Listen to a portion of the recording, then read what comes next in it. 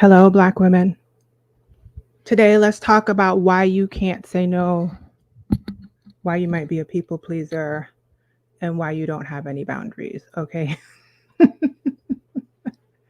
Hey, everyone. My name is Rushni. I am a content creator. I am a special needs mom, and I am a healing journey coach for Black and West Indian women. Uh, as well as a Black woman healing. I create humor filled healing spaces so that other Black women can heal too. You're welcome. You're welcome, you guys. Hey, everybody. Happy Friday. Happy Friday. I went for a walk this morning and it was amazing. I go walking Monday, Tuesday, Thursday, Friday. And this week, I typically prefer to go outside during the warmer months. This week, I just did not make it outside in my neighborhood. So it was a lot of treadmill walking. So today was the perfect day. It was in the low 70s. It had a breeze blowing. And I went on a new little path, saw some really cute houses, which is one of my favorite things to do. And when I'm finished here, I'm going to jump off and stalk the houses on Zillow like I'm supposed to. If you're new here or if you're true here, drop a pineapple in the chat. Let me know where you are watching from. Hit me with a pineapple emoji. I really like pineapples. I'm sure you can tell. Okay. Hit the follow button on whatever platform you're watching on. I think Twitter X gave out on me. So I'm live on YouTube, Facebook, and LinkedIn. And subscribe if you are on YouTube. Okay. I recently put up a video asking if your church could make you depressed. And I lost a bunch of subscribers on YouTube, which is fascinating because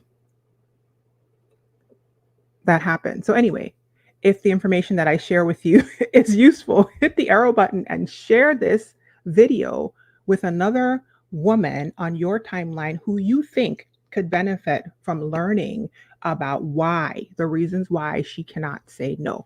Before we go on, I was doing a highlight of a Black woman author every single month. And I had stopped doing it because summer has summered. Okay. But I am actually currently rereading a book. So I thought I would share it with you guys. I am rereading We Should All Be Millionaires by Rachel Rogers because I was highly recommended to read this book by a fellow coach, Asiyah Muhsin, who I've had on my page before. I'll put the link to the video I did with her a while ago now about Black women in rest. Um, I told her how much I was charging for my coaching, and she threatened to throw her shoe at me, her virtual shoe at me, and then insisted that I read the book We Should All Be Millionaires. So I have read the book. I have listened to it on Audible. It threw me to and fro. And I went back and I bought the workbook. So this is the workbook. I don't have the physical book. I have the workbook, Million Dollar Action by Rachel Rogers. The book is called We Should All Be Millionaires. And I am slowly working through rereading We Should All Be Millionaires as well as doing the workbook. If you want to do this with me, I'm actually doing it in my Find Your Light Facebook group. There should be a link to it in the information box on whatever platform you're watching on. So if you want to do it along with me, get the book, get the workbook. I'm doing like one chapter a month. Amen. Amen. So that's the highlight of a Black woman author for this month. We Should All Be Millionaires, and her workbook, Million Dollar Action by Rachel Rogers. Amen. Amen. Hopefully you guys are doing well. I am here today to talk about why you can't say no. And I've actually had this video in mind for like a really long time. This about why you can't say no and why you can't say yes, which I'll get to on another day. And I thought that this would be a very appropriate day to talk about why you can't say no, why you might be a people pleaser, and why you lack boundaries, basically, is what this video is about. Because this was one of the things that changed my life and continues to change my life on my healing journey. Okay.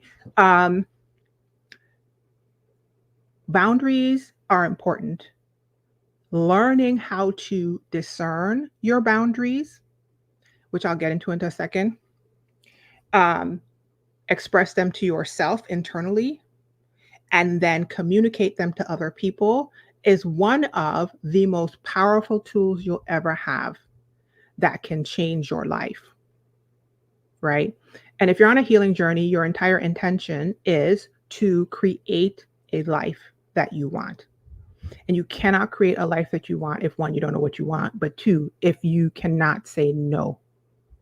Okay. And yes, but if you cannot say no. Also, I have a coaching membership for Black and West Indian women. It's thepineapplecrowns.com. The link is on the screen and at the top of the information box wherever you're watching. And along with all of the other great information that is out there, tomorrow I am starting a new course all about boundaries, your yes and your no. So if you are interested in doing deeper work on learning how to set boundaries, work through boundaries, determine your boundaries, understand what boundaries you do and don't get to have, the whole shebangle, thepineapplecrowns.com, become a member of my coaching membership. And that is actually the content calendar is in the information box too. So that's actually going to close on August. I think I'm going to close it on August 15th for enrollment. So come right now. Come right now. The course starts tomorrow, August 3rd. There's an opportunity to see a guest coach live and talk to her on Zoom about identity work on August 4th. And then there's all the other information. So check it out. Anyway, so let's talk about why you can't say no. And you guys, I have a long list. So if you see me looking, it's because this is one of my favorite topics. Okay. Boundaries, people pleasing, and why you can't say yes and why you can't say no is one of the things that I have deep dived into on my healing journey. So I just have a massive amount of notes. I'm going to move quickly to not like take too long, but if you see me looking over, that's why. The other reason why this is so important to me and such like it really hits home is because this was me. Okay. I'm not telling you something to be preachy. I'm never telling you anything to be preachy. Okay. Because I can't preach you nothing. I'm working this thing out just like you are. But when I tell you this was me, okay, if you had looked up people pleaser, lack of boundaries, could not say no, could not say yes, stuck, frozen in the dictionary, it would have been me sitting there telling you that none of that stuff was me. Okay. Hello. I'm going to go with Ameristar 86. Hi. Thank you for my pineapple. So this hits close to home because several years ago, when I chose my word for the year, God told me that my word was mastery, as in self-mastery, as in stop paying attention to what other people were doing and worry about myself. And that year was the year that I had the most upheaval, the most evolution, the most healing, the most growth, the most times I almost threw up. And it was learning things like what I'm about to tell you. Okay, so let's start from the beginning. Notes galore. The first reason why you cannot say no to people, okay, cannot say no to people, might be because, say it with me, if you've been here, you know what I'm going to say, you don't know who you are. Oh my God, Rushni, not that again. Yes, that again. Okay. That's why who you are and identity work is such a huge part of my coaching. It is such a huge part of my coaching. Okay. If you have no idea who you are, then you can't create your life because whose life is that anyway? You see what I'm saying? Identity work is basically the answer to who you are. In my coaching membership, there is a course about identity work.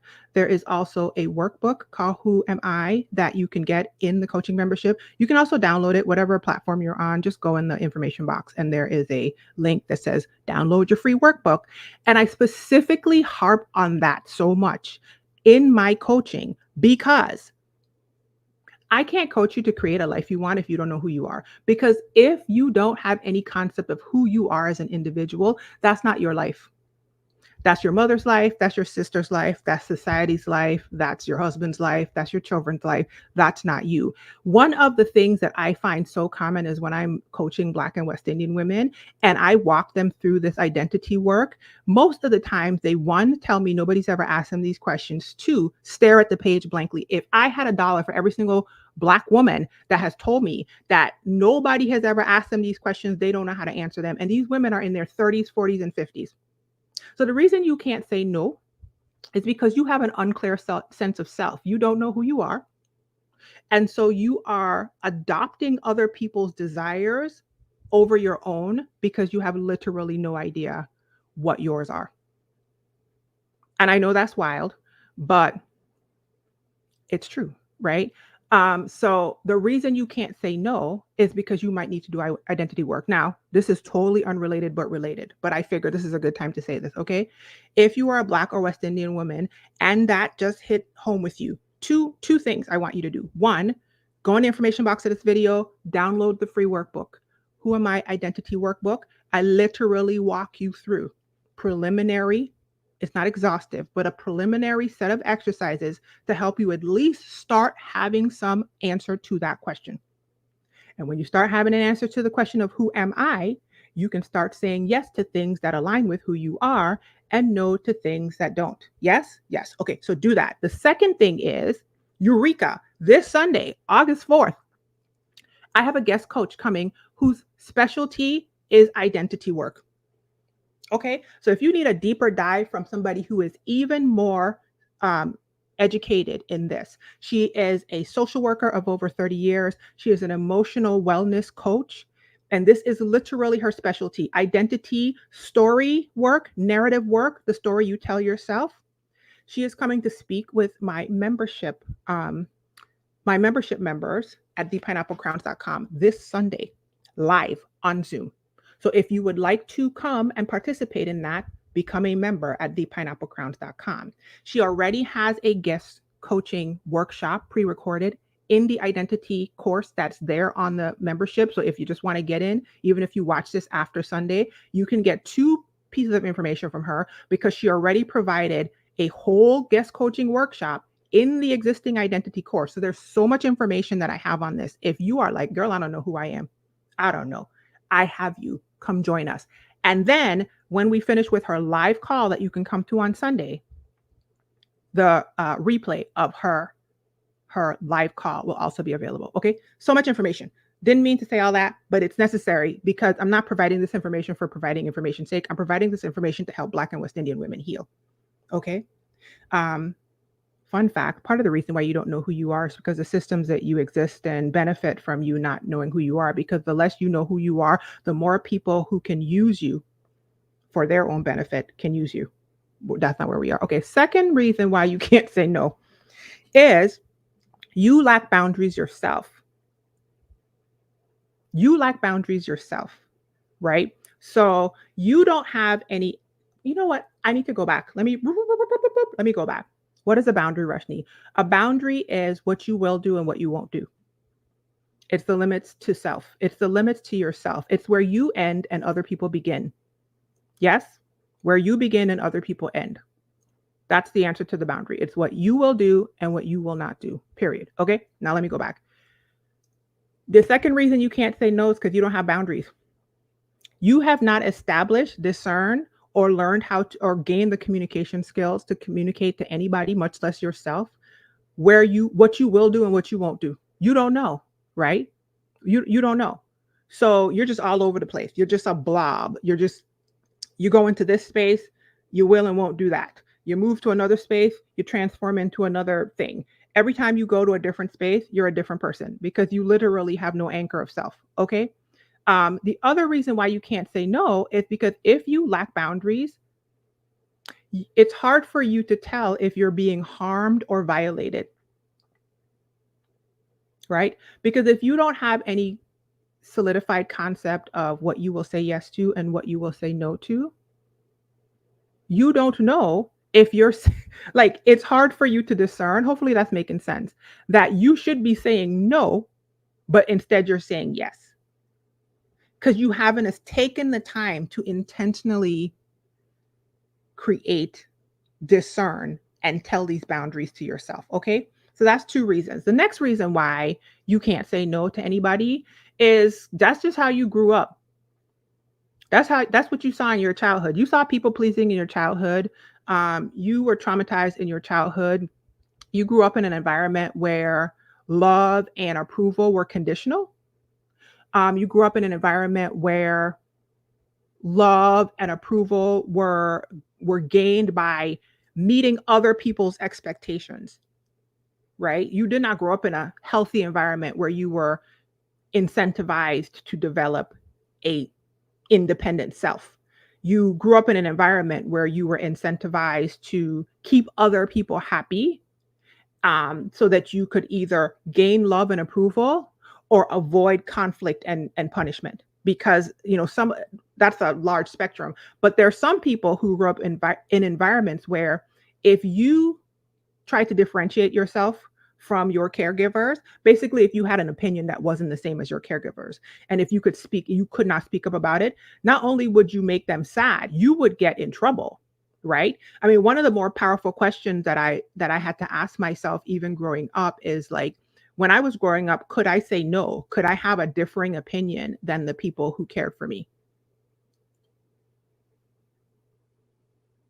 Fun fact, the answer to that was no, but I could not do that, right? So this is why I told you guys that this was me, because I did not grow up being encouraged and incentivized to create a differentiated sense of self. I did not. Okay. And so growing up, I just remembered something, and I want to see if I can do this while I'm sitting here. Give me a second, you guys. Boop, boop, boop. I want to put this in the group. I want to see if it's live on Facebook, and I want to put this in my Find Your Light group for the people, because unfortunately, the program that I'm using does not let me stream into the group anymore. So, oh, there I am. Let me share this in the group real quick, and then we can keep going. Boop, boop, boop. I forgot I wanted to do this at the beginning. Post. Okay, there we go. Hopefully that went into the Find Your Light group. If you're in the Find Your Light group and you can see it now, let me know. Okay. This was me, you guys. So, growing up with that as the modeling, you could see how it would be easy for me not to be able to say no to people, because me saying no growing up could, on the good side, on the light side, result in removal of love and approval. And on the shadow side, it could go as far as creating conflict or causing me to be punished. And of course, if you're a child and that's happening and you grow up with that being your pattern, you're not going to grow up and be a person that can say no easily, because you're going to grow up thinking that the other people you're interacting with are going to withdraw their love and or punish you for saying no. And so you become a people pleaser and a yes person. Another reason why you can't potentially say no to others is, in those types of environments, you developed constantly saying yes to people as a survival mechanism. Because children are trying to feel safe. Everybody is. Everyone, all of us. Listen, if you learn nothing from me, just learn that all of us want to feel safe. Okay. We want to be seen and heard and valued and all that. But ultimately, it boils down to we're all trying to feel safe. And so as a child, you learn how to survive by figuring out what choices you have to make in the environment that you're in to feel safe. And if you are in an environment that tells you that becoming an individual, separate with separate thoughts, desires, values, characteristics, beings, existence than other people, results in conflict and all this horribleness, and you getting in trouble and screamed at or silent treatment or with love withdrawn, if you're getting a lot of negative outcomes from that, that doesn't feel safe. And you don't lose that feeling in your body when you become an adult. I didn't. Okay. I had to do, listen, I had to do so much therapy. Oh, Jesus. So much therapy. Okay. So much unlearning, so much healing, continual. That's why I say ING, Black women healing. Okay. Because I'm not healed. So much unlearning, so much healing, so much, right? Just to feel safe and survive the environment that you're in. That continues in adulthood. And that might be part of why you can't say no right now. Okay. That might be why you can't say no right now. Next reason, brace yourself, brace yourself, brace yourself. The next reason why you might not be able to say no to other people is because you kind of have low self-esteem. What? Rushni, why would you say that? Last year when I went to go be tested for ADHD, which apparently I do not have. Okay, there was some other stuff, but I don't have ADHD. Okay, not clinically diagnosable. I have I have the essence, I have the LaCroix of ADHD, but nothing clinically diagnosed. Okay, diagnosable. The psychologist, the clinician told me that I have a low self-concept and had the audacity to re-diagnose me with major depressive disorder, which I thought was quite rude. Okay, because I didn't go in there asking her if I had depression. I already do that. Okay. She wrote that down on the paper, and I was like, B, I know. Anyway, okay. But a low self concept is exactly what I told you guys that I've been working on, right? A identity as in who I am as an individual all by myself. Listen, feeling pretty blue. I see you. Girl, I didn't come in here to ask you about no major depression disorder. What you putting MDD on this paperwork for? I came in here for a very specific set of letters. ADHD. If you don't see ADHD, it shouldn't be on my report. Ain't nobody ask you all of that part. You going above and beyond what ain't nobody ask you to. Sorry. Plus, I already know. I already know, girl. They already told me. Focus. Anyway, the woman told me I had a low self-concept. Okay. She also broke down, if you listen to my previous videos, you know, she broke down why she thought I had a low self-concept, and it has been revolutionary. Actually, it was a year ago now. It's August. Oh my God, it's been a year. It has been revolutionary. This past year of her explaining to me why she thinks I had a low self-concept has blown my mind. But here's the thing. Here's the thing. When you have low self-esteem and a low self-concept, you don't understand or believe, that's what I'm going to say, that your worth is determined by something internal that just exists already. You are enough as is. Okay. So you are looking for your esteem externally. Once again, because it might be childhood conditioning, right? Approval came from outside of others, from others. Love came from outside, so you could feel safe from others, right? The whole thing came from outside. So you just have like you have an external locus of control situation going on, okay? Exteroception and all of the big words, right? Everything's out there. Nothing's in here. Everything's out there. Well, if everything's out there and nothing's in here, then you have low self-esteem, because your esteem should be coming up from inside of you like a fountain, like a knowing that you are enough. And that's kind of where I'm headed right now. I've been doing this work for years, and especially after the psychologist told me what she told me last year, a year ago now, I just realized that it's coming up more from the inside every single day. And so if you have a low self-esteem, if you feel like your needs and desires are attached to other people, determined by other people, and are less important than other people, which is a huge one. Okay? Then you're not going to be able to tell them no. Then you're not going to be able to tell them no. Let me tell you a secret. Okay, let me tell you a secret. If you're a black girl, if you're a black girl, if you're a black girl, if you're a black girl, if you're a black girl, if you are a black girl listening to the sound of my voice, the system has told you that your self-worth is determined externally. So I'm saying, like, the call could be coming from inside the house. As in, like, the people in your house could have totally not done right by you. But when you walked out the house, they still wasn't doing right by you. So boo-boo. That might be why you can't say no, because your concept of self is so on the floor. It's not even on the floor. It's under the floor. It's under the floor. Come on, Pamela. All right. It's under the floor. And I'm not telling you this to be judgmental. I'm telling you this because this was me. This was me.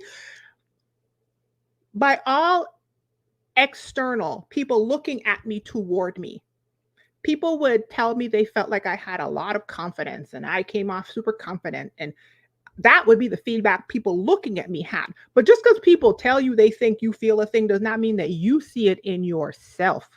Okay? And there was absolutely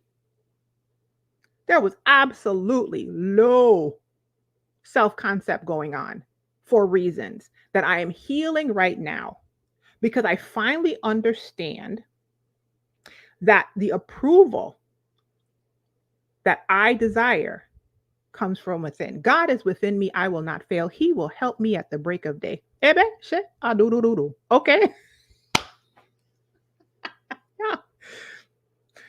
Yeah. Okay, girl. Okay. He's within me.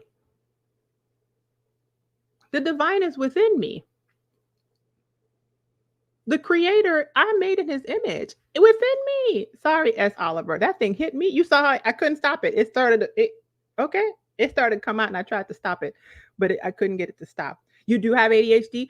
Black Pearl, listen, it is that Black Pearl swimming in the dead of night. I know that's not the words, but that's what that came up in my head. Um,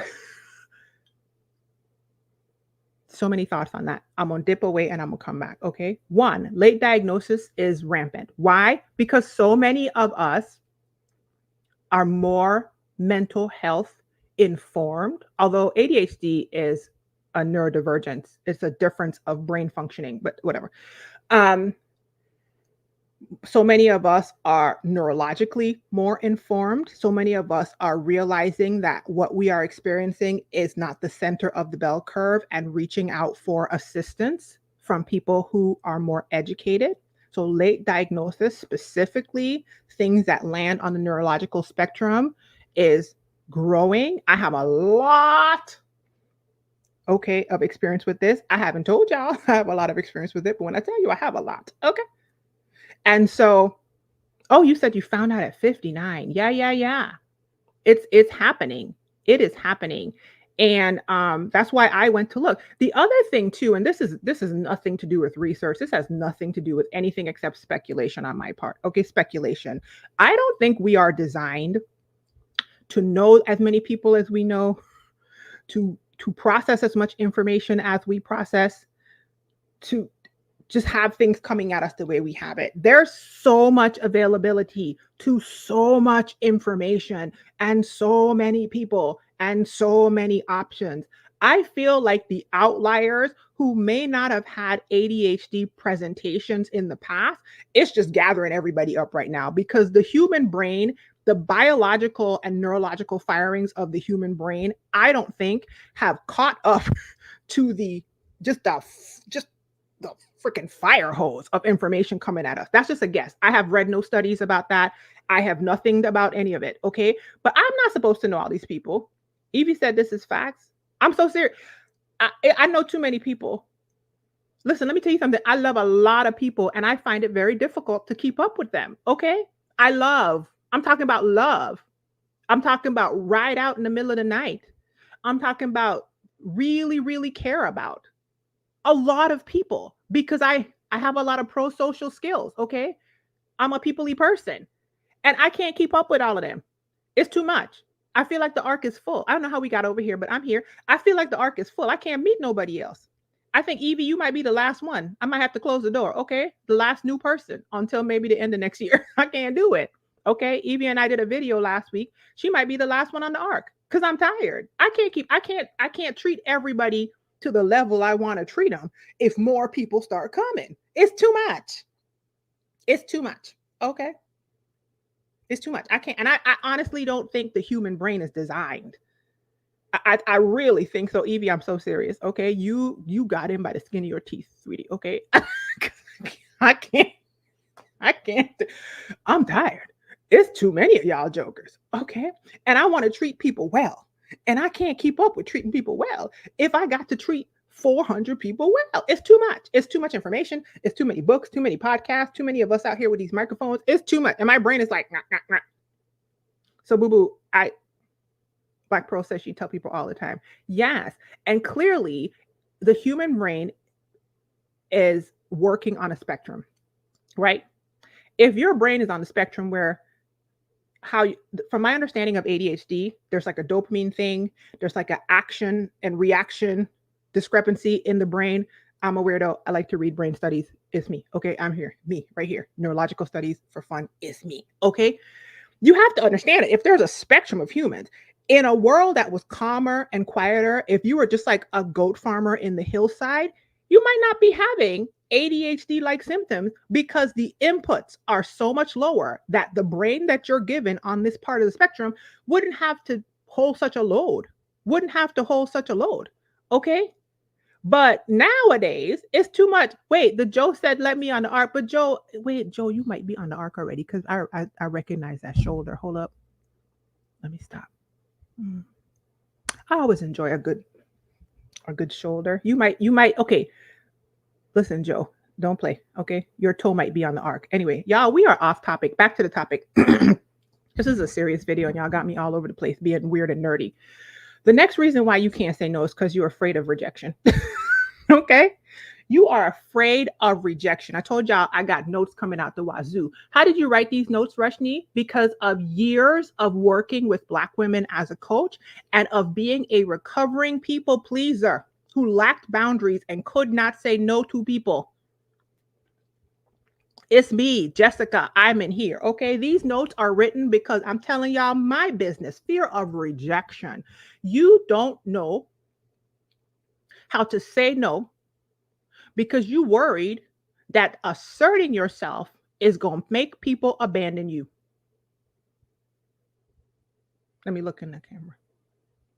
Now, you're not walking around thinking if I speak up and I say this, they're going to abandon me, but you kind of are. Like, you kind of are thinking the way that it kind of goes in your mind is like, yeah, I'm not going to say anything because I don't want to hear their mouth. When you know what that means, you don't want to hear their mouth because you don't know how to say it to them in a healthy communication style, and they don't know how to receive it. So you think you're choosing peace, but what you're choosing is bridledness. I said that for myself. That was for me. And, and so you end up surrounding yourself and persisting in situations with people who remain unhealthy. And you stay in unhealthy spaces. I'm talking about me, not you. Okay. As my pastor said, I didn't call your name, so drop your rock. Okay, I didn't call your name. So you can never get to the healthier people because you can't practice being a healthier person. You down there with the unhealthy people because you're also unhealthy. I'm sorry. Listen, I'm speaking. I had to get it out. Oh, Marissa. Marissa said, I was like, listen, 1% more Rushni every single day. Okay, 1% more Rushni every single day in 2024. If y'all are like, I don't remember Rushni being like this. Oh, I've been like this the whole time. I just 1% more Rushni. Okay. Y'all are going to hear more yeses and more nos. It's been in here. It's just coming out here now. Mostly because of what I'm telling y'all. Because I'm understanding that if I have no solid sense of self, that I can communicate, forget y'all, communicate with me first. If I don't know what I will say yes to and what I will say no to first, I am ending up creating a life I do not want. And I'm at my big age, y'all, I'm 48 years old. At my big age, there have been many places where I have gone down a road and I'm like, how I get on here? Sorry. And I had to reassess. And that reassessment made me stop and see the blind spots in myself. The blind spots. And one of the blind spots is I lacked boundaries. I was a rampant people pleaser for all the reasons. Okay. For reasons. I did not know what I would say yes to. I didn't know what I would say no to. I had a low concept of my identity and who I was. So I started to fix it. Okay. And that's why I'm sharing this stuff with you. So you're afraid of rejection, right? You're afraid of rejection. You prioritize being accepted by other people over your own boundaries, your own yes and your own no. That's why you can't say no. Because in your mind, you're thinking they're going to approve of me, even though you're going to be seething with resentment over something you said yes to when you wanted to say no. You prefer that you will go home seething with resentment because you prioritize their comfort over your comfort. And in case you're going to type it again, yes, Marissa, I had to say it that way. I have to say it that way because this is what I think of when I'm doing these videos, you guys, especially when it's something that I know personally in my DNA, like on a cellular level. I talk to the screen as though I'm talking to old me. I have to say it the way that old me would have heard it because the dissociative fugue that I was in, where I thought I was being one way and I was entirely a different way, y'all. I was checked out. I was somewhere else. Okay. It's like I have to like arrest past Rushni's attention. And so when I say stuff, I have to say it the way that old Rushni would have. Listen, get your jaw. It's okay. Everybody get our jaws together. So that's why I'm coming in hot. I'm coming in hot. Okay. Because somebody needed to shake me. I have a friend right now, and I've told her that there's some places in my life where I don't want to go back to. And if she see me going back, I told her to grab me and to smack me. And she laughed at me. And I was like, I'm literally not joking. Grab me and slap me across the face. Okay. Wake me up. Wake up. Okay. This is that whole setting yourself on fire to keep other people warm. Correct. Correct. And let me say this. Many of us do that because not only did we see it modeled, we see it celebrated and applauded. There is a conflation between being nice and kind and serving others and totally sacrificing yourself entirely.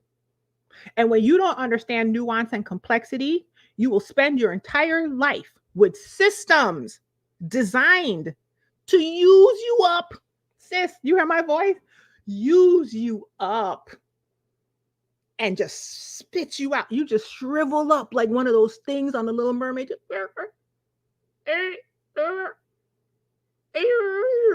And then they spit you out and they move on to the next one. And you sitting there on the side of the street. Well, it's not a street if it's under the sea, Rashni. What's that? The side of the coral? You laying there on the side of the coral, wondering what happened to you. Okay, and you was sucked dry. Tell me I'm lying. There are places where people are applauded for being self-sacrificial to the point that the life that they wanted is nowhere in sight. Nowhere in sight. Everybody used them up like a tool. And when they die, or they over there lamenting the fact that they didn't get the life that they created, people are like, good for her. She was so sacrificial. Listen, y'all. Listen. Okay, I threw it. Catch it. Just, I'm saying, I hope you hear it. Okay, I'm speaking. I hope you listening. All right, this one right here. This is the one right here. You ready for this? The reason you can't say no is because you lack communication skills. Okay, people who can't communicate think everything is an argument. I'm going to say it. And so you say yes because instead of being able to say no with kindness and gentleness and love and discernment, you say yes to avoid conflict because you lack communication skills. You do not have more mature, more complex communication skills. So you believe that disagreeing with others and disappointing others always leads to conflict. It's me, Jessica. Listen, it's me. Y'all, this is why I can speak on this so much, okay? Because it's me. Now I know y'all like, there's no way, Rushni. Well, that's because y'all looking at me now. Okay, this is the 2024 version, okay? This is the big girl version, okay? I just bought all kind of new underwear from Amazon. This is the big girl panties version, okay? Oh my God. Why would I say that? Sorry. Wait, let me hydrate. Y'all, continue to pray. It was me. I couldn't say no to other people because I literally did not have the vocabulary, the words. I had never seen healthy boundaries displayed, modeled, or communicated or received. I had never seen it in my upbringing. I had never seen it. Do you hear what I'm saying? I saw people pleasing boundaryless, enmeshed codependent behaviors growing up. I saw that sort of communication style. The only vocabulary I had was that. I thought disagreeing and disappointing meant we were arguing. Now, granted, I done dropped that a long time ago. Okay. Listen, that was a long time ago. I done unlearned all of that. But I'm saying the reason why you can't say no is because you think that your communication skills are up to par. Everybody else is at the same communication skill level you are at. And so therefore, y'all about to tussle. Every single time the person differentiates from you and says, you are you, I am me. You have one thought, I have another thought. Those thoughts do not agree. You think you're in a fight. People who can't communicate think every disagreement is a fight. And let me say this. Maybe you don't know this. Disagreeing with someone or disappointing someone does not have to end with conflict. Maybe I need to say that aloud because You might not know that. I'm saying it as though it's like, duh. But I'm also realizing that if you're watching this video, you might actually be like, wait a minute. What you mean? What you mean? Yeah. Let me tell you something. Back when I was down in the dredges with the dredge people and all of us was dredging. Okay. So this is so rough. I thought this is how all of it is. But once I started my healing journey, guess what happened, you guys? The crab I was in the barrel with the other crabs, and the other crab was trying to pull me down, and I kept trying to come up. And when I got to the top of the barrel and I looked out, guess what? There were more healed, evolved crabs outside the barrel with communication skills. Get this, you ready for this? Who I could disagree with and disappoint without being abandoned or rejected or having it perceived as a conflict. You get to disagree with people and have it not be a conflict. You get to disappoint other people and have it not be a conflict. If you are with somebody and you think you can't disagree with them or you can't disappoint them, so you can't say no to them, that person is not healthy.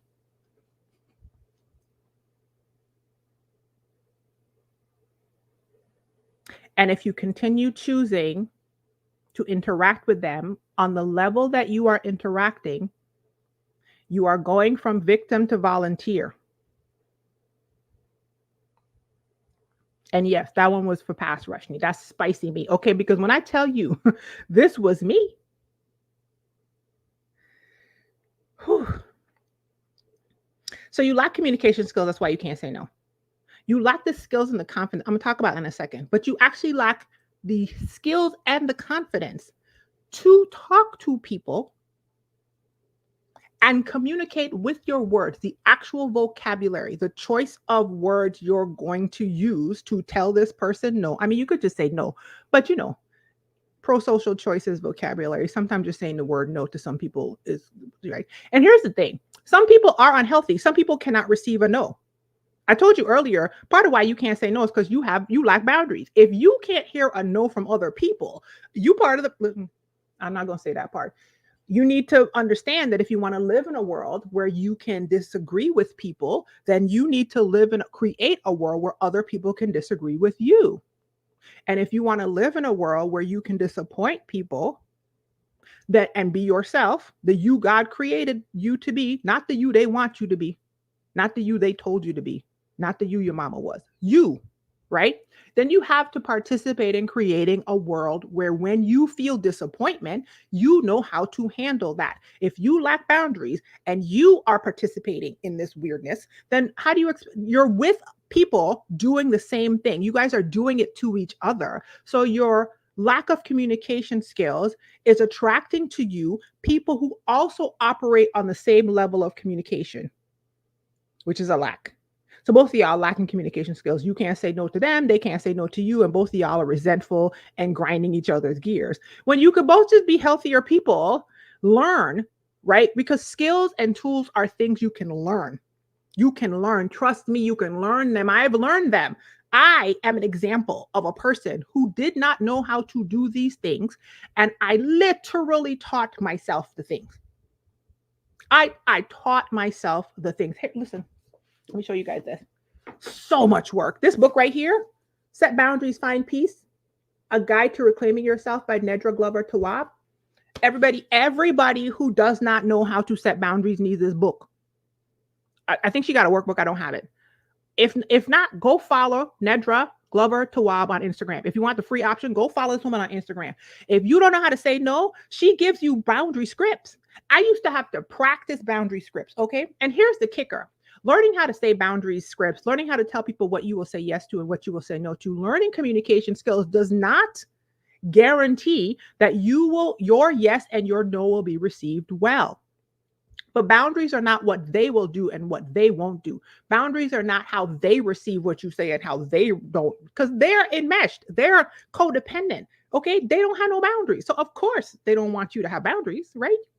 It's what you will do and what you won't do. So your work is to learn how to say the things aloud to yourself first, then to other people. and to also learn what you will do if it is received well or if it is not. Because it's not always going to be received well, because those people are like you were when you didn't have no boundaries. Amen. So you should have grace for them, but also remove yourself from their sphere. Sitting on your bookshelf right now, unread time. Evie, it's real good. It's very good. This one, I don't own a lot of books physically, but this is one that I have on lock, okay? Because it's such a great reference. And I recommend this book to so many. That's why I took it off of the shelf.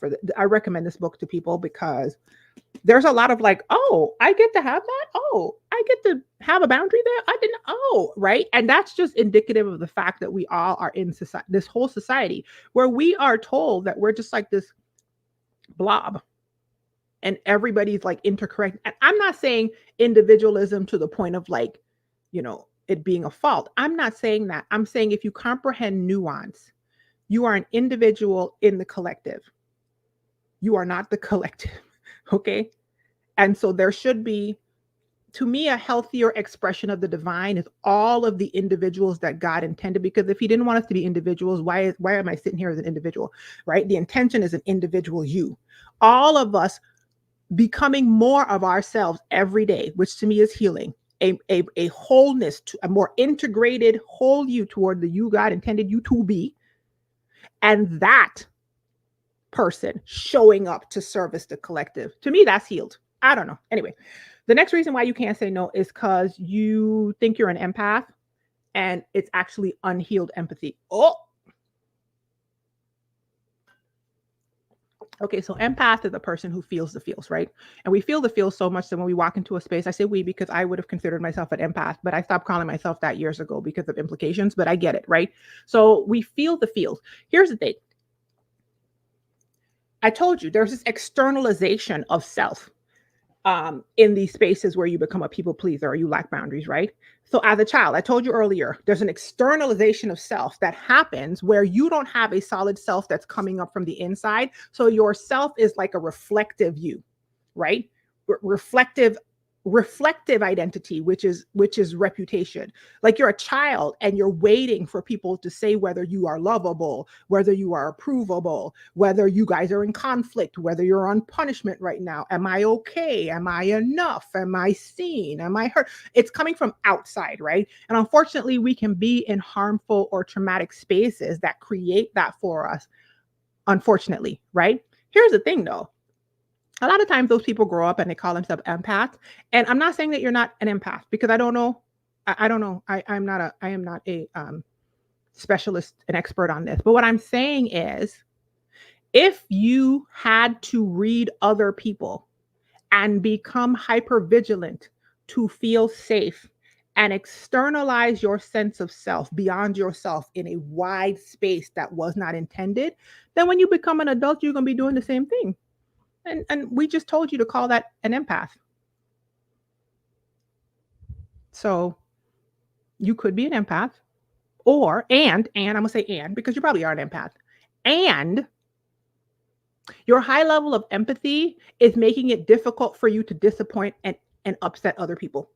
It's me again. Y'all, I'm shooting myself. It's me. Okay. Listen.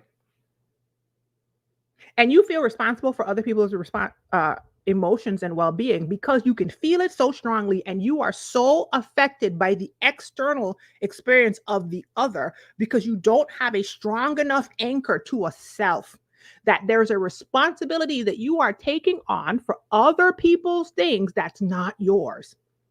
You're empty. So you're always being filled by what other people are bringing to you. Their anxiety, their depression, their ask, their requests, their conflict, they're all of it. And this was me. Let me tell y'all something. Stephanie Perry told us that she read the book The Mountain Is You by Brianna Wiest a week or so ago. I have that book in my book list. As y'all can see, I'm a voracious reader. Okay, I love her. I'm reading. So I thought, oh, well, let me roll that up to the top. Okay. So I pop out The Mountain Is You and I listen to it. And when I tell you that woman whooped my tail, I told Stephanie, Why would you suggest for us to read that book without putting disclaimers on it? Okay? That book is about self-sabotage. Do not read The Mountain Is You unless you want to be a different human. Don't do it. And let me tell you what that woman got me on. Okay. There was a lot of parts, but this specific part. There was a part in that book where she talked about people who have high intellect. And one of the ADHD things, the lady said, I have a high cognitive functioning, yada yada. Okay. High IQ, high cognitive functioning. And she was like, people that think that way, the problem that they have is they can see too many of the perspectives. Oh my God. And so they self-sabotage because they never move forward because they can see all the points of view. Listen, when I tell you that woman dragged me for filth up and down in my house, I was like, that is me. Because for years, as a person who apparently my brain is doing that, I can see all of the points of view, you guys. And seeing all the points of view is not a good thing. It's not a good thing. You know why it's not a good thing? Because I used to call it the implosion. They all just cancel each other out. You know, what does that have to do with empathy, Rushni? If I can see all of the points of view and I am hyper vigilant about the other outside of myself, and all of my sense of self is coming from reading other people in the room, then I'm going to have this unhealed compassion towards someone who is causing me harm. And I can't say no to them. Because I mean, I could see where they got that from. You know, they had such a hard childhood. And I mean, I think they're not being a good person right now, but I really think their heart is probably in the right place. I mean, they're being harmful to me, but like 7 years ago, they did say that one nice thing to me and they shared their heart with me. And I totally understand why they'd be acting like that because of their background. Y'all. So you can't say no because you have unhealed empathy.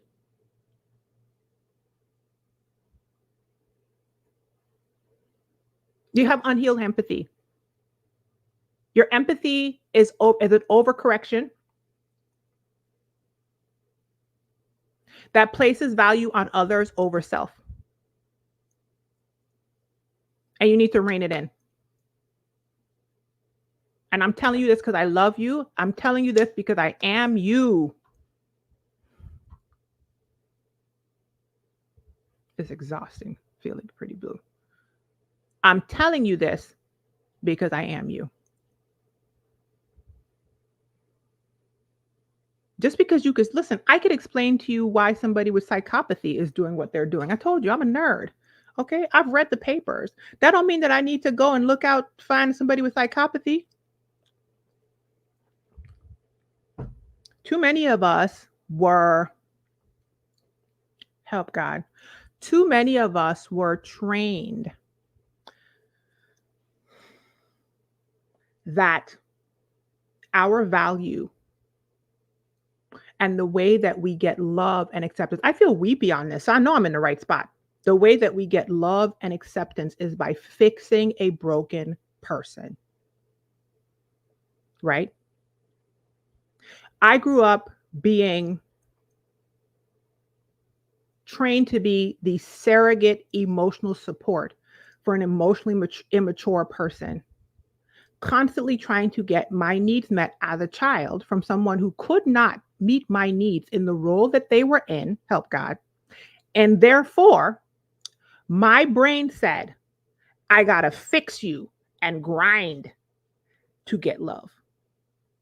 As I told you guys, the things that you learn in childhood are not going to go away in adulthood unless you intentionally do some work. So I come into the adulthood and I'm out here picking up broken things, thinking that by overextending, using my unhealed empathy, yeah, and repairing you, I will finally be loved. But let me tell y'all something. Sorry. As I breathe on 50's neck, I deserve love right now. You deserve love right now. You deserve care right now. You deserve safety this second. This second. And just because you can see all the ways, because of your extended empathy, that this person could be showing up the way they're showing up, it is not your responsibility to Be in the space. Allow a shattered human who, let me say this, is unrepentant and not intentionally trying to heal themselves, because we're all shattered in some spaces, okay? But there's some people that are just out here nuts on the table and ain't even trying to take them off. I said it, okay? Extra ass cheek in your face and not even trying to close it up, cover it up, and put it away. Some people are just out here bleeding all over people and blaming others for their bleeding. And those sorts of people attract the wounded empath. I'm stuck on this one. They attract those people. Sis, that's why you can't say no. And that's why you're so confused. I'm so loving. I'm so this. I'm so that. Why are they not responding? Girl, I just explained it to you. Let me go on. Okay, wait. Evie said, I'm preaching. Listen, I'm trying to help somebody. I'm helping myself. Okay. God told me that expression is the opposite of depression. Okay. So this is y'all see me out here expressing myself. Hopefully this will help somebody start to learn how to say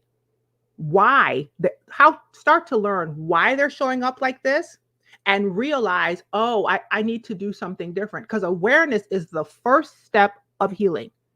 You got to become conscious of something that was unconscious. You're getting bad results. You don't know why. You're out here talking about, which is what I was doing. And then all of a sudden, there's moments where you have this consciousness happen, awareness. Wait, this woman's talking about these things on the internet. Am I doing this? Exactly, boo-boo. And even if you don't come work with me, the Pineapple Crowns, I got coaching stuff about boundaries starting tomorrow. Okay. I got a guest coach coming on Sunday to talk about identity work and narrative work and the story you tell yourself. Even if you don't work with me, work with somebody. Anyway, so I'm gonna move on because I'm almost at the hour and I have more notes. Okay. You can't say no, because I kind of touched on this before, but I put down cultural or social expectations. Cultural or social expectations, right?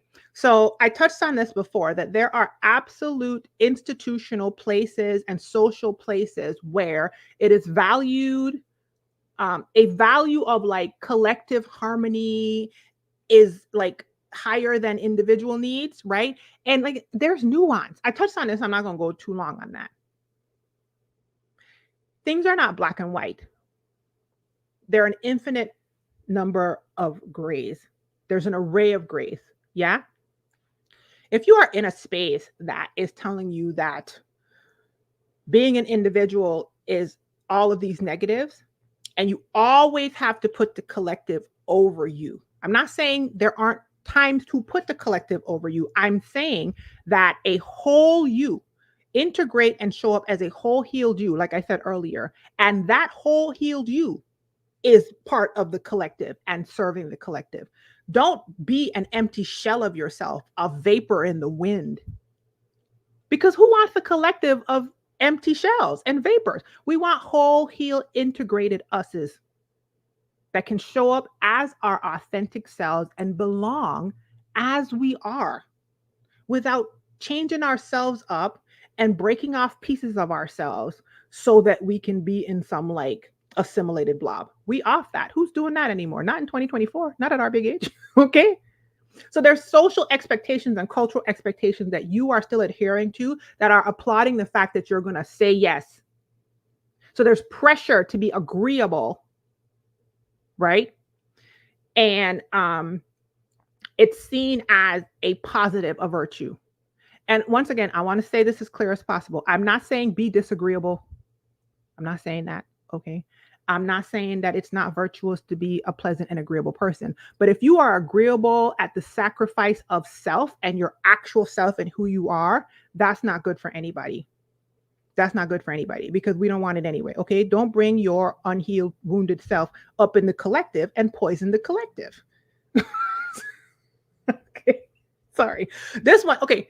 Brace yourselves, you guys. The reason you can't say no is because you are using this one. Listen. Let me stop. I love you. And I'm saying this to you because I love you. Okay. I'm saying, brace yourself. You can't say no to other people because you use your people pleasing to manipulate the outcomes of situations, to manipulate other people's perceptions of you, because you need to feel like you are in control. Let me take a sip. Everybody take a sip on that one. Mhm.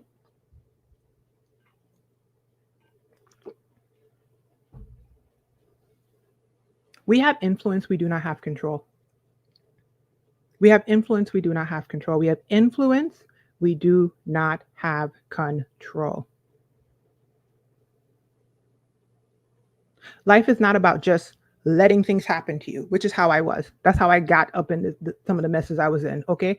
Back in the teens and the 20s and stuff, and even the early 30s, I was not intentional at all. I actually prided myself on being a go with the flow type of person that just let things take me where they took me. And they took me up into the bushes and the rocks. Okay. Sorry.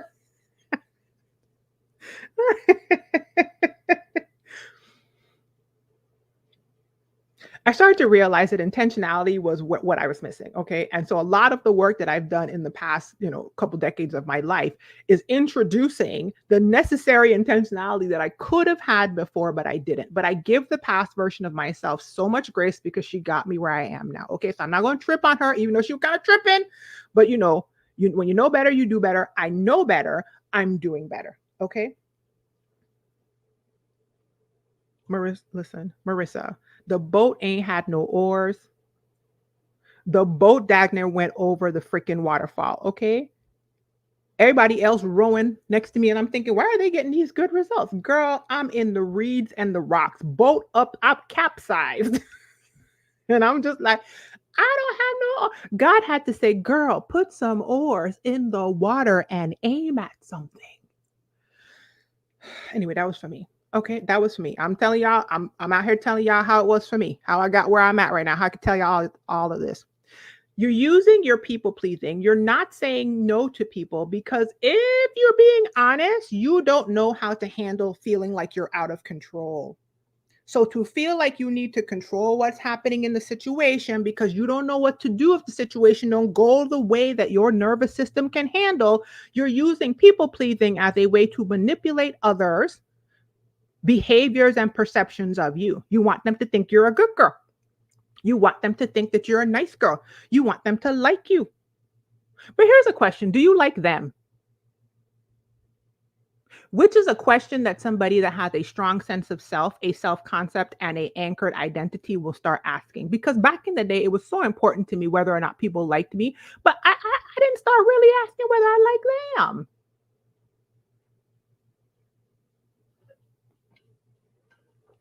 Which we've talked about. Okay, that's that external is more important than the internal. That's that external is more important than the internal. I'll say it again. That's that external is more important than the internal. When you start having an anchor on the inside of you to something, which to me is to the divine. I don't know where your anchor is. Okay. You anchor where you anchor. I'm telling you, when you start having an anchor to something internal that is not changed by the humans around you, by the people around you, by what people are saying. You just know that you know what you know. The question stops being whether or not I can say yes or no to you. The question stops being whether I can disagree or disappoint you. The question stops being what your perception is of me.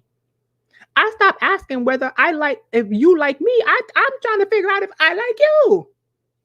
Because if I like you, then we could do something. But if I don't like you, I got to get up out of here. Okay. I had a revelation this morning on my walk, mind blowing. I'm not going to go there. But when I tell you mind blowing, I was walking this morning and I was like, whoa, that's going to change everything. Okay. Do I like you? Is my yes aligned with you? Is my no aligned with you? So you need to feel it like you're in control. You believe that making people, I'm looking at my notes. I wrote this down. You believe that making people happy will prevent you from unexpected and undesirable outcomes. So you out here trying to manipulate the situation by being all nice. Yeah, yeah, yeah, yeah. And let me tell you something. When you start coming up higher in your healing journey and when you start getting on the higher floors with the more healed people, ain't nobody want your shape shifting self up here. Say yes or say no. Let your yes be yes and let your no be no. Because now you up here shape shifting We can't tell whether you coming or going because over in that corner you're a yes, and over in that corner you're a yes, and those two things are opposing to each other. So who are you? This is a faux person. This is a shell of a person. Unhealed people operate in those manipulative tactics. And I'm not saying that out of judgment. I'm saying that was me.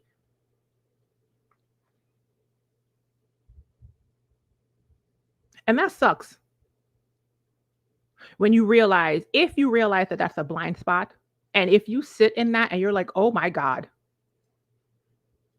But the reason why blind spots are called blind spots is because you can't see them. So, I'm sorry.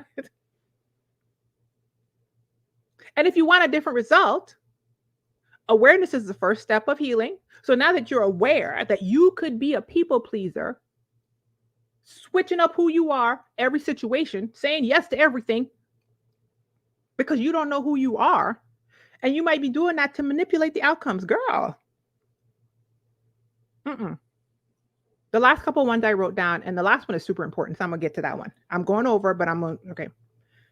You have imposter syndrome. You can't say no because you don't believe that you're enough. As is, unchanged, exactly as you are in this moment, you are enough.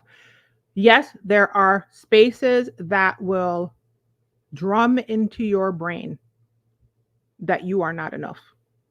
I'm never going to be that person. I'm not going to be her, especially because I'm out here talking to Black women, and I love a Black woman from infinity to infinity. Okay. So, what I will say is, you feel inadequate, or like you don't deserve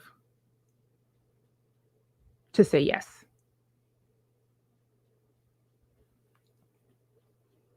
Or to say no. To express a boundary. To wait, no, Marissa, come back. You don't. Marissa, Marissa, come back. Marissa, come back. Not the first.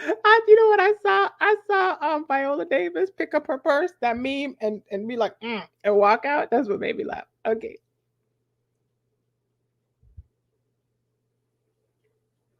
So you are overcompensating. Ooh, I'm about to say it. To prove your worth. Thinking that's how you will finally get love and acceptance and belonging.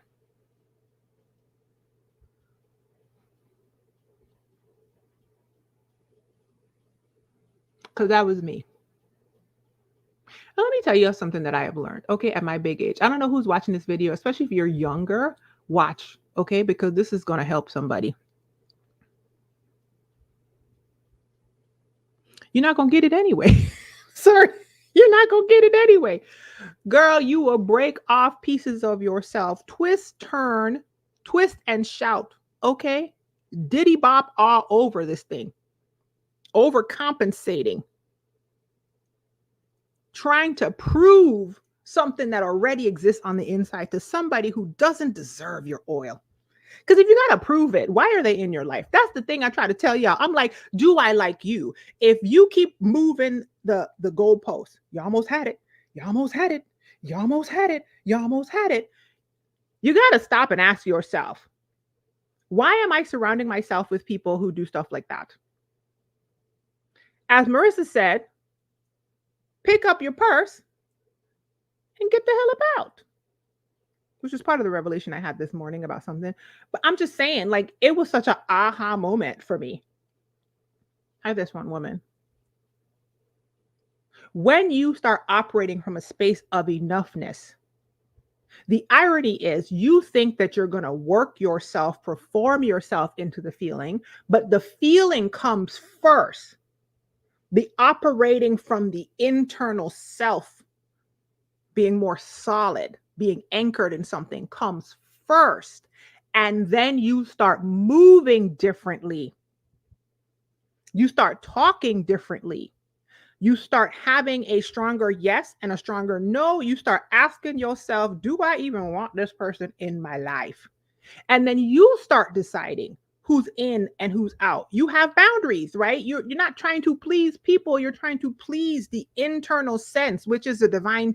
That's what my understanding is. Okay, I'm not saying I'm right. I'm just saying that's what I understand it to be. You become less of a people pleaser, right? You become like a divine pleaser. Like it's an internal thing. So whether they're pleased or not is of low consequence to you. I'm not going to say no consequence because I don't want you to just be out here making antisocial decisions. Pro-social decisions are important for community building and all that kind of stuff. I'm not saying that. What I'm saying is when you know that you are enough, when you operate from a place of enough, and when you continually keep reacclimating yourself to enoughness, especially when you come from messaging that you are not, and you have to perform yourself to the feeling that you're never going to get to. You can't get there because it's not a destination, it's something internal. Switch that around. Operate from the internal knowing first. Even if you don't believe it, practice it. Reach out for information on how to learn the skills to unlearn the unhealthy version, learn the healthy version, and then you start making different choices. Okay? Then you start making different choices. Okay, this is the last one. And this is one that's super important to me.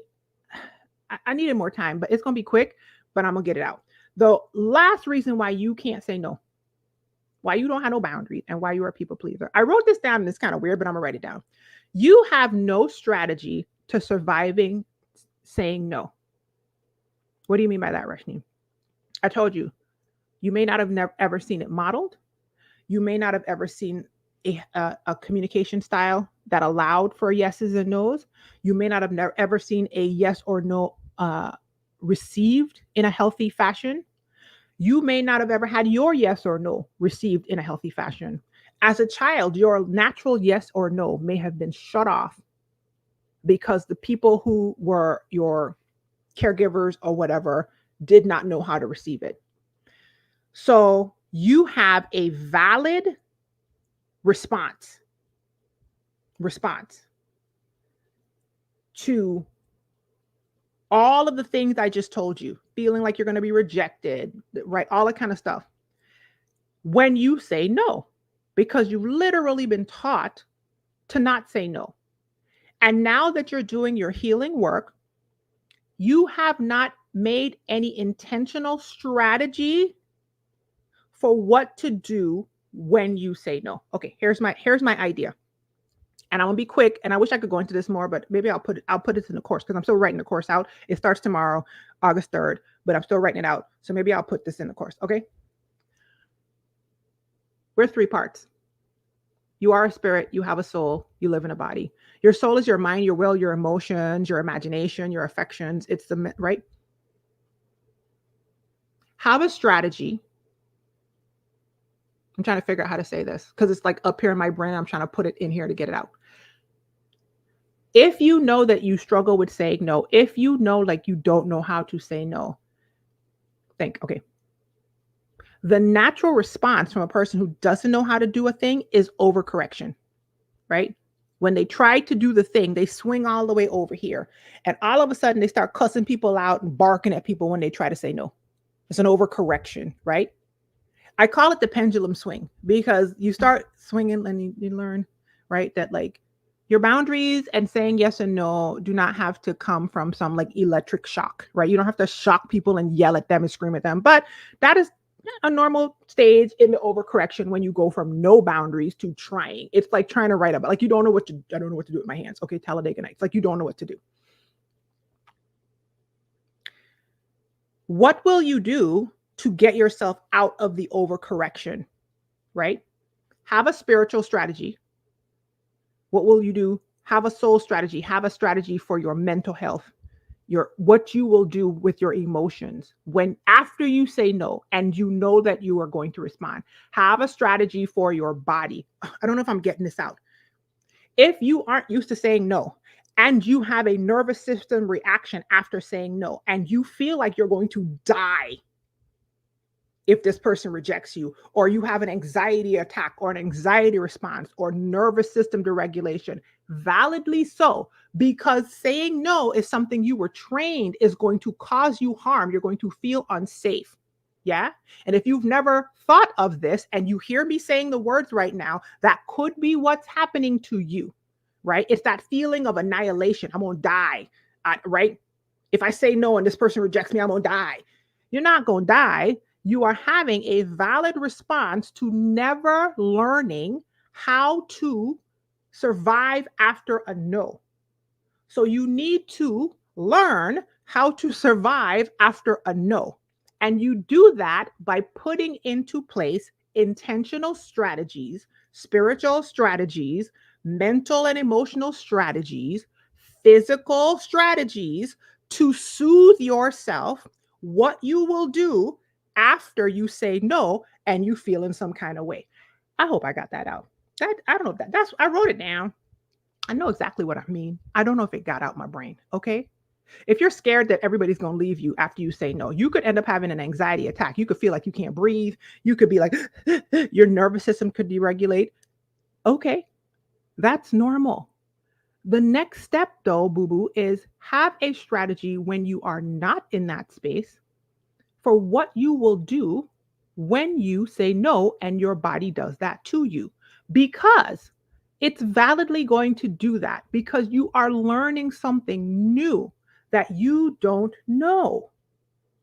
A lot of people, me included, stop at that point, y'all. I stopped at that point for years. I thought I was going to die. But what happens, what I have been doing personally is whenever I feel the need for more support in a space where I feel that like, my spirit, my mind can't handle it, my emotions are going all over the place because I don't know what to do.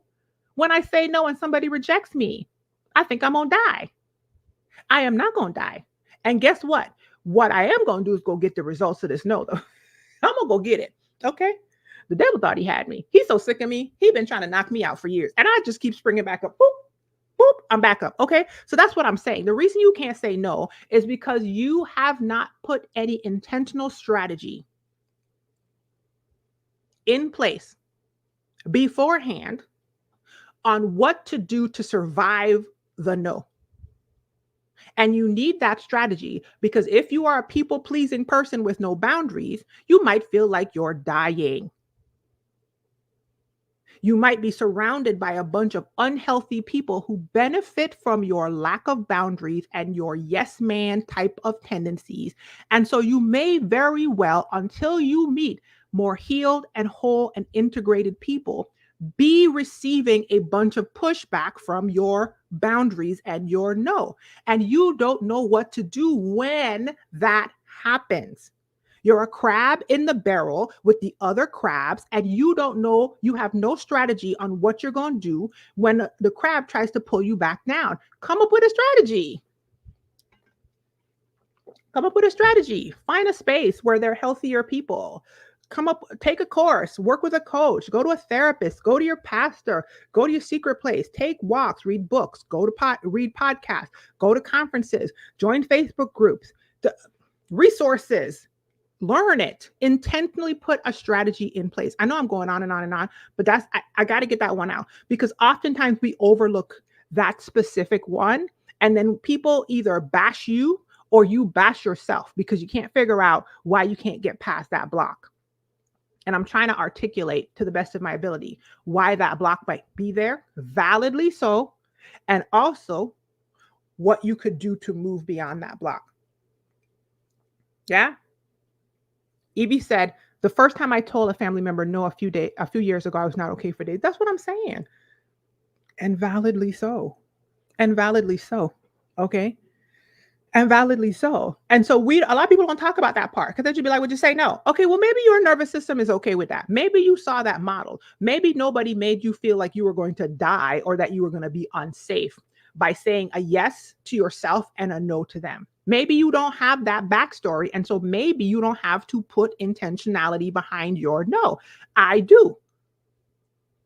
If I do, I will do it. And I will take one more step forward. And whatever support I need when I take that step forward, I will ask the question. I will put in place the support. I will seek it out. I will find it and I will keep moving forward. I don't know if I'm going to get the life that I want, but listen, I'm not going to get that other thing. I'm going to go in some direction. And it's going to be a direction of yes to self and therefore yes to creating the life that God intended for me to be. Okay. So anyway, I just gave y'all a million reasons why you might not be able to say no. Um, and small inklings, sparkling inklings of what you could do about it. Like I said, I have a coaching membership for Black and West Indian women on a healing journey. ThePineappleCrowns.com. Link is on the screen and in the information box. If you want to work with me as your coach, visit the link at the top of the information box, ThePineappleCrowns.com. Notable dates: tomorrow, August 3rd, the course on boundaries begins, which is why I did this video, because I've been meaning to do this video forever, because this is one of the most powerful things. And yes, I'm writing the course. So if this sounded good to you and you want more, okay, I got you. Become a member at thepineapplecrowns.com. Sunday, August the 4th, I have social worker and emotional wellness coach Angela Kanu coming to speak to the women live on Zoom. You can ask all your questions about identity work, story work, the narrative that you tell yourself. You live in the story that you tell yourself, you guys. If you're telling yourself a jacked up story and you're just like, why is my life jacked up? What?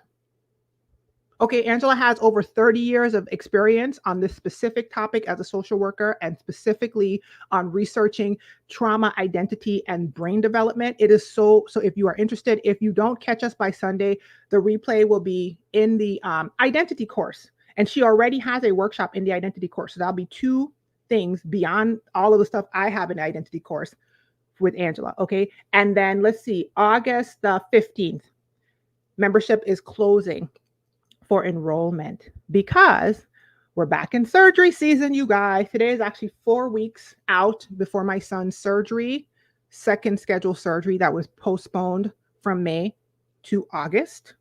So I don't know. School starts on the 19th. I'm working with the school to see what I can do about his designations.